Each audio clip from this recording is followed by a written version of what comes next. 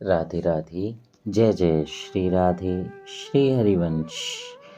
राधा वल्लभ लाल की जय हो। सभी संतों हरि भक्तों की जय हो। हमारे ठाकुर जी महाराज की जय हो।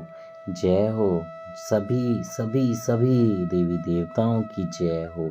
सभी संत जनों की जय हो। सभी भक्त जनों की जय हो। बहुत बहुत स्वागत है आपका हमारे चैनल में। हम भक्तों के चरित्रों का श्रवण कर रहे थे। बहुत सारे भक्तों के और बहुत सारे भगवानों के कृपा पात्र संतों के चरित्रों का हमने श्रवण किया। उसी श्रृंखला में आगे बढ़ाते हुए आज हम एक बहुत ही प्यारी भक्त जिनका नाम है भक्तिमती निर्मला जी के चरित्र का श्रवण करेंगे। बहुत ही प्यारा और बहुत ही दिव्य चरित्र है। अब पूरा वीडियो एंड तक ज़रूर सुनिएगा। कहते हैं भक्तों के चरित्र सुनने से भगवान बहुत प्रसन्न होते हैं, क्योंकि भक्त जो हैं वो उनका हृदय हैं।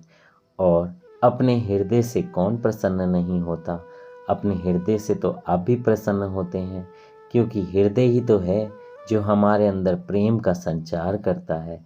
ऐसे ही भगवान अपने भक्तों से प्रेम करते हैं और वही भक्त उनका हृदय हैं। और ये लगाइए कि भगवान फिर अपने भक्तों के साथ साथ हमारे हृदय से भी प्रेम करते हैं। जय श्री राधे। आइए भक्तिमती निर्मला जी के चरित्र को श्रवण करते हैं। निर्मला सचमुच बहुत ही निर्मल थी। कलयुग की कालिमाएं उसे छू नहीं गई थीं। वह दिव्य लोक की देवी, वैराग्य की जीती जागती प्रतिमा और भगवत भक्ति का सजीव विग्रह थी। उनका मुखमंडल जैसा सुंदर और भोला भाला था, उनका अंतःकरण उससे भी कहीं अधिक मनोहर एवं सरल था। संसार की किसी भी वस्तु में उनका मन नहीं फंसा हुआ था। उनको किसी भी चीज़ की चाह नहीं थी। कहीं भी उनकी सीमाबद्ध गंदी ममता भी नहीं थी। वह अपने प्राण राम में अनुरक्त थीं। राम ही उनके चाह के एकमात्र लक्ष्य थे। जय हो। जय श्री राम। और समस्त विश्व में व्याप्त विश्वातीत राम के ही पावन चरणों में उनकी ममता थी। सदा प्रसन्न रहना उनका स्वभाव था।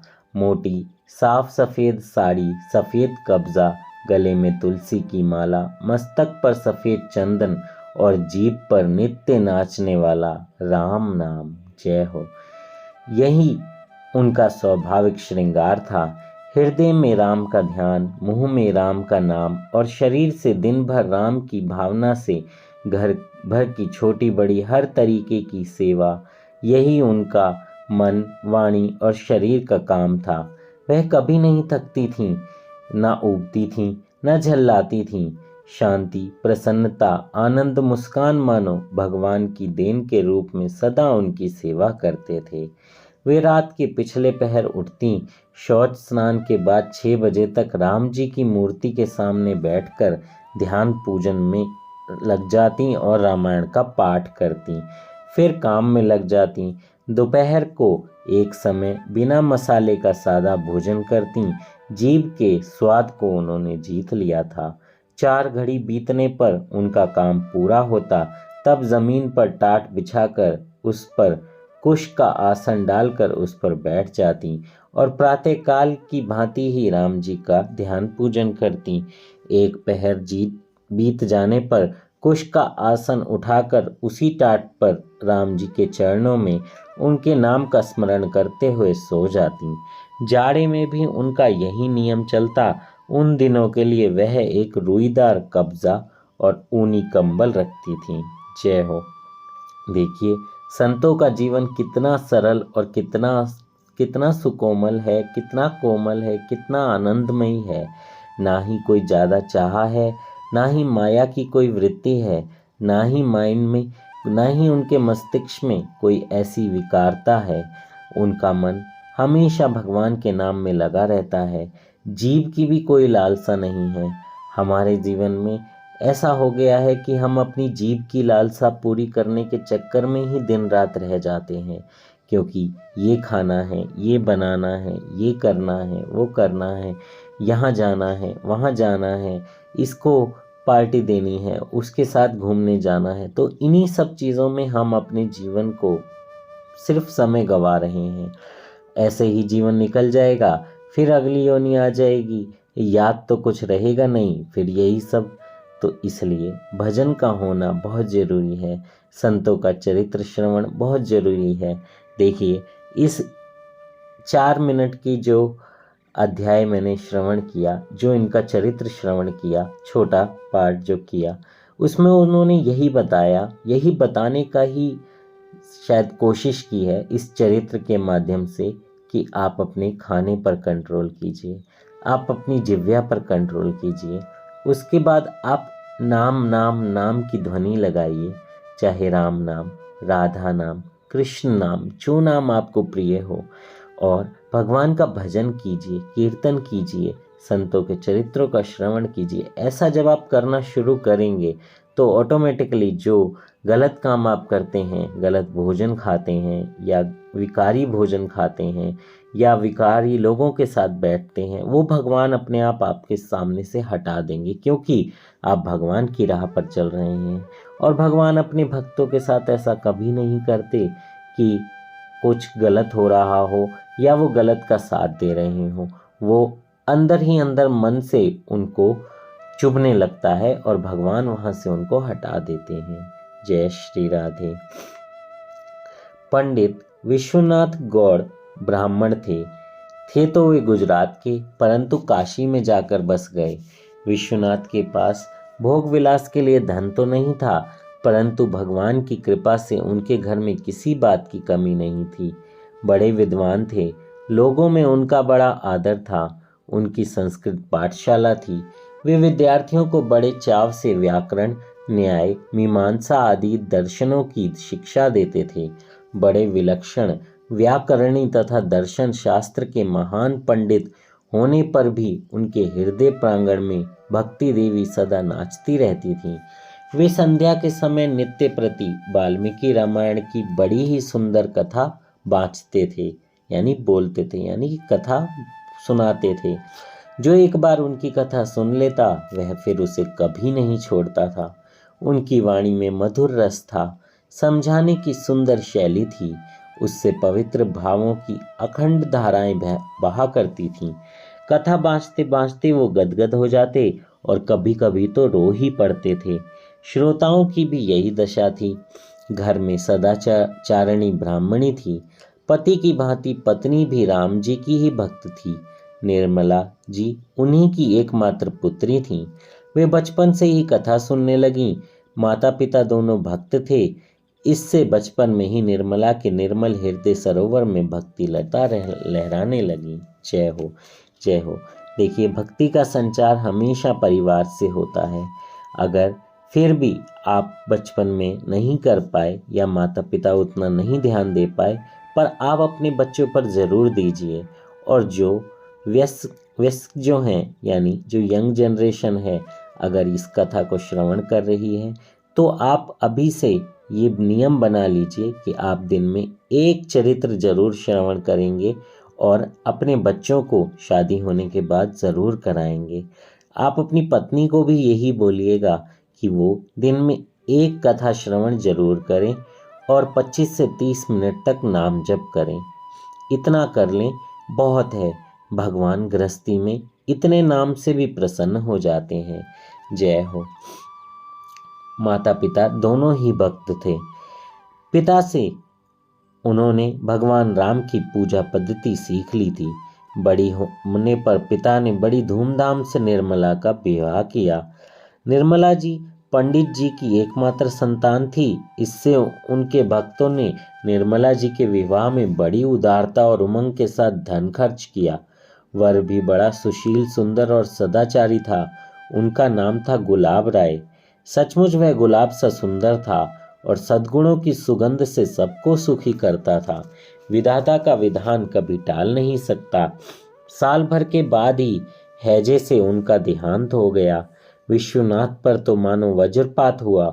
उनका हृदय आकुल हो उठा, परंतु प्रभु राम जी की भक्ति ने उन्हें संभाला। आकुलता में ही उनका मन राम जी के चरणों में चला गया। विश्वनाथ जी रो रो कर मानसिक भावों से राम जी की पूजा करने लगे। प्रभु राम जी ने भक्त पर कृपा करी।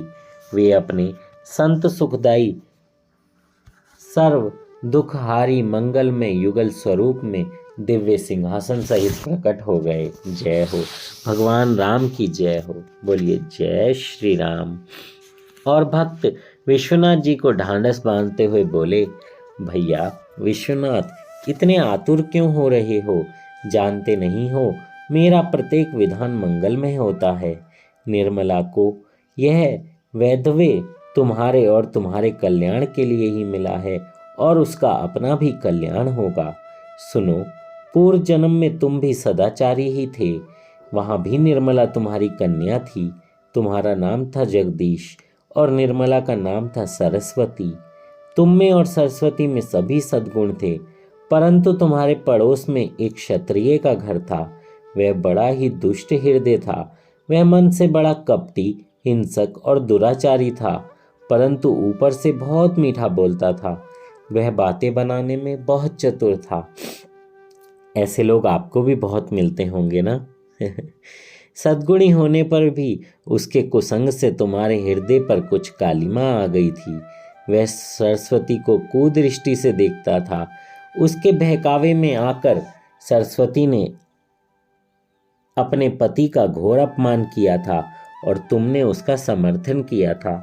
सरस्वती के पति ने आकुल होकर मन ही मन सरस्वती को और तुमको श्राप दे दिया था। यद्यपि उसके लिए यह उचित नहीं था, फिर भी दुख में मनुष्य को चेत नहीं रहता। उसी श्राप के कारण निर्मला इस जन्म में विधवा हो गई है और तुम्हें यह संताप प्राप्त हुआ है। जय हो प्रभु की लीला, जय हो। पति के तिरस्कार के सिवा सरस्वती का जीवन बड़ा पवित्र रहा। उसने दुराचारी पड़ोसी के बुरे प्रस्ताव को ठुकरा दिया। जीवन भर तुलसी जी का सेवन, एकादशी व्रत और नाम जप करती रही। तुम इसमें उसके सहायक रहे। इसी से तुमको और उसको दूसरी बार फिर वही ब्राह्मण शरीर प्राप्त हुआ और मेरी कृपा से तुम दोनों के हृदय में भक्ति आ गई। जय हो। मेरी भक्ति एक बार जिसके हृदय में आ जाती है वह कृतार्थ हुए बिना नहीं रहता। भक्ति का यह स्वभाव है कि एक बार जिसने उसको अपने हृदय में धारण कर लिया उसको वह मेरी प्राप्ति कराए बिना नहीं मानती। बड़ी बड़ी रुकावटों को हटाकर, बड़े बड़े प्रलोभनों से छुड़ाकर वह उसे मेरी ओर लगा देती है और मुझे ले जाकर उसके हृदय में बसा देती है। मैं भक्ति के वश में रहता हूँ, यह तो प्रसिद्धि है। तुम लोगों पर जो दुख आया है यह भक्ति देवी की कृपा से तुम्हारे कल्याण के लिए आया है। यह दुख तुम्हारे सारे दुखों का सदा के लिए नाश कर देगा। जय। इतना कहकर भगवान अंतर्ध्यान हो गए। प्रभु श्री राम की जय हो। कितना शुभ संदेश प्रभु दे गए कि जो भक्ति को अपना लेता है, जो भक्ति को मन से हृदय से धारण कर लेता है, मैं फिर उसका कल्याण करता ही हूँ। तो देखिए, इसलिए आप कम से कम आधा घंटा दिन में नाम जप कीजिए और एक जो संतों का चरित्र है, एक चरित्र जरूर श्रवण कीजिए, जरूर कीजिए, कहीं से भी कीजिए। मेरे चैनल पे नहीं है, नहीं मिल रहा, सारे सुन लिए तो दूसरी जगह जाइए। यूट्यूब पे बहुत सारे चैनल्स हैं, मेरे ही चैनल पे नहीं, बहुत जगह जहाँ आपको कथा मिलती है वहाँ आप एक चरित्र जरूर श्रवण कीजिए। जय हो। विश्वनाथ विचित्र स्वप्न देखकर जगे हुए पुरुष की भांति चकित से रह गए। इतने में ही निर्मला सामने आ गई। निर्मला को देखकर विश्वनाथ का हृदय फिर भर आया। उनके नेत्रों से आंसू बहने लगे। वे दुस्सह मर्म पीड़ा से पीड़ित हो गए। परंतु निर्मला की साधना बहुत ऊंची थी। वह अपनी इस हालत को खूब समझती थी, परंतु वह साधना की जिस भूमिका पर स्थित थी उस पर वैधव्य की भीषणता का कुछ भी प्रभाव नहीं था। उन्होंने कहा, पिताजी, आप विद्वान, ज्ञानी, भगवत भक्त होकर रोते क्यों हैं? शरीर तो मरण धर्मा है ही। जड़ पंचभूतों से बने हुए इस शरीर में तो मुर्दापन ही है। फिर उसके लिए शोक क्यों करना? यदि शरीर की दृष्टि से देखा जाए तो स्त्री अपने स्वामी की अर्धांगिनी है। उसके आधे अंग में वह है और आधे अंग में उसके स्वामी हैं। इसी रूप में स्वामी का बिछोह कभी नहीं होता। इस सती स्त्री का स्वामी तो सदैव अर्धांग रूप में उसके साथ मिला हुआ ही रहता है। अतएव सती स्त्री वस्तुतः कभी विधवा होती ही नहीं। वह विलास के लिए विवाह नहीं करती, वह तो धर्मतः पति को अपना स्वरूप बना लेती है। ऐसी अवस्था में पृथक शरीर के लिए रोने की जरूरत नहीं है, कोई आवश्यकता ही नहीं है। इसके अतिरिक्त सबसे महत्व की बात तो यह है कि सारा जगत ही प्रकृति है। पुरुष स्वामी तो एकमात्र भगवान श्री रघुनाथ ही हैं। जय हो। श्री रघुनाथ जी अजर अमर नित्य शाश्वत सनातन अखंड अनंत अनामय पूर्ण पुरुषोत्तम है। प्रकृति कभी उनके अंदर सोती है, कभी उनके बाहर खेलती है। प्रकृति उनकी अपनी ही स्वरूपा शक्ति है। इस प्रकृति से पुरुष का वियोग कभी होता ही नहीं। पुरुष के बिना प्रकृति का अस्तित्व ही नहीं रहता। अतएव हमारे रघुनाथ जी नित्य ही हमारे साथ हैं। जय हो। एक भजन बहुत ही प्यारा है, बहुत प्यारा भजन है। जब रघुनाथ हो हमारे साथ तो किस बात की चिंता। रघुनाथ जब हमारे साथ तो किस बात की चिंता। जय हो। बहुत बहुत प्यारा भजन है। तो रघुनाथ जी जब हमारे साथ हैं तो किस बात की चिंता है, आप रोते क्यों हैं। कर्म की दृष्टि से देखें तो जीव अपने अपने कर्मवश जगत में जन्म लेते हैं। कर्मवश ही सबका परस्पर यथा योग्य संयोग होता है। फिर कर्मवश ही समय पर वियोग हो जाता है। कर्म जनित यह सारा संबंध अनित्य, क्षणिक और मायिक है। यह नश्वर जगत संयोग वियोग में ही तो है। यहाँ पर नित्य क्या है। इस संयोग वियोग में हर्ष विषाद क्यों होना चाहिए। फिर भगवान का भक्त तो प्रत्येक बात में भगवान के मंगलमय विधान को देखकर विधान के रूप में स्वयं विधाता का स्पर्श पाकर प्रफुल्लित होता रहता है, चाहे वह विधान में देखने में कितना ही भीषण क्यों ना हो जाए। अतएव पिताजी आप निश्चय मानिए, भगवान ने हमारे परम मंगल के लिए यह विधान किया है। जय हो। जो जगत की दृष्टि में बड़ा ही अमंगल स्वरूप एवं भयानक है, आप निश्चिंत रहिए, हमारा परम कल्याण ही होगा। निर्मला जी के दिव्य वचन सुनकर विश्वनाथ जी की सारी पीड़ा जाती रही। उन्होंने कहा, बेटी तू मानवीय नहीं है, तू तो दिव्य लोक की देवी है, तभी तेरे ऐसे भाव हैं। तूने मुझको शोक सागर से निकाल लिया। मैं धन्य हूँ जो तेरा पिता कहलाने योग्य हुआ हूँ। तभी से निर्मला पिता के घर रहने लगी और माता पिता सहित अपना जीवन भगवान के भजन में बिताने लगी। घर में श्री रघुनाथ जी का विग्रह था। माता पिता और श्री रघुनाथ जी की सेवा करना ही उनका काम था। घर का काम करते समय भी उनका मन भगवान में लगा रहता। भगवान का संग उसके जीवन का जीवन बन गया था। वह कुछ भी करती, किसी भी काम में रहती, स्वाभाविक ही भगवान के साथ रहती। भगवान के बिना वह रह ही नहीं सकती थी। कुछ समय बाद उनके माता पिता दोनों एक ही दिन भगवान का स्मरण करते हुए संसार से विदा हो गए। जय हो। बहुत कृपा हुई। वह रोई तक नहीं। भगवान के नित्य सानिध्य ने उनके जीवन को निर्भय, रसमय, आनंदमय, संयोग में, चिन्ह में और भगवन में बना दिया था।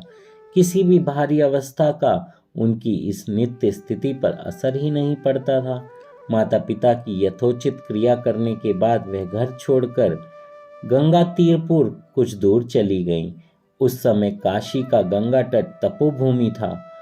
वहां उसने माँ भागीरथी के पावन तट पर 30 साल भगवान के ध्यान में बिताए और अंत में शरीर को गंगा मैया की गोद में छोड़कर भगवान राम जी की कृपा से उनके दिव्य साकेत में पहुंचकर उनकी नित्य चर्चा में नियुक्त हो गईं। हमारे भोलेनाथ की बहुत कृपा है। कहते हैं कि जो गंगा तट पर रहकर भजन करता है, भोलेनाथ उन्हें राम जी की और कृष्ण जी की भक्ति देते हैं। क्योंकि भोलेनाथ जी का ऐसा स्वरूप है कि उनका जो भजन करता है वो उनको राम और कृष्ण जी की भक्ति प्रदान करते हैं। जैसा भी भक्त के भाव हो, उनके मन जो हो, क्योंकि श्रीनाथ जी शंकर जी भगवान श्री राम को, श्री कृष्ण को अपना आराध्य ही मानते हैं। वो हर समय उनके ध्यान में रहते हैं, हर समय एकदम नित्य ध्यान जिसे बोलते हैं, मतलब वो हटता ही नहीं है किसी भी पल के लिए। उनके अंदर ये सब चिंतन चलते रहते हैं और अपने भक्तों पर वो ऐसे ही कृपा करते हैं। तो निर्मला जी इतनी पवित्र थीं कि भगवान ने उन्हें अपनी शरण में ले लिया, अपने नित्य धाम में ले लिया, अपनी सेवा में ले लिया। आप भी अगर भगवान के नित्य धाम जाना चाहते हैं, इस 84 के चक्कर से मुक्त होना चाहते हैं, तो आप भी जल्दी से जल्दी भगवान श्री राम का भजन शुरू कर दीजिए। राम नाम, कृष्ण नाम, राधा नाम, कोई भी नाम आप 30 से 40 मिनट तक लीजिए और भगवान से बोलिए, हे प्रभु, हमें कुछ नहीं आता, हम तो बहुत ही अधम हैं, पापों में फंसे हुए हैं, इस विकारी जीवन में फंसे हुए हैं, आप ही हमारा कल्याण कीजिए। ये भाव रखकर मन में आप भजन करेंगे तो भगवान आपको ज़रूर दर्शन देंगे और बहुत प्रसन्न होंगे और आपकी भक्ति को भी बहुत बल मिलेगा। जय श्री राधे। कथा कहने में मुझसे कोई त्रुटि हुई हो तो मुझे क्षमा कीजिएगा। श्री हरिवंश। राधे राधे।